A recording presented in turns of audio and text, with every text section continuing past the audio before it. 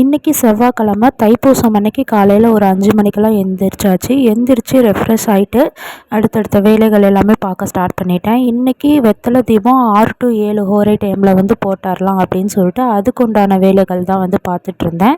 முன்னாடி நாளே maximum things எல்லாமே நல்லா க்ளீன் பண்ணி வச்சதுனால நெக்ஸ்ட் டே மார்னிங்கே கொஞ்சம் ஈஸியாக இருந்தது. அன்றைக்கி நெய்வேத்தியமாக வாழைப்பழம் தான் வச்சு படைச்சிருந்தேன். இன்றைக்கி தைப்பூசம் அப்படிங்கிறதுனால முருகர் கோயிலுக்கு போகலாம் அப்படின்ற ஒரு பிளானும் இருக்குது. அதனால தான் காலையிலே சீக்கிரமாக எந்திரிச்சு வெத்தலை தீபம் போட்ட கையோடு அப்படியே வீட்டில் இருந்து கிளம்பிட்டோம்.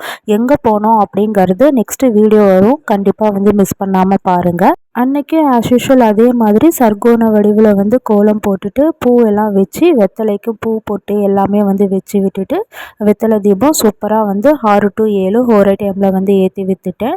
வீடு ஃபுல்லாகவுமே நல்லா தூபம் காட்டிட்டு கற்பூரமும் ஏற்றி நல்லா திருப்தியாக அன்றைக்கி சாமி கும்பிட்டுட்டு முருகரையும் பார்க்குறதுக்காக வீட்டில் இருந்து கிளம்பிட்டோம்.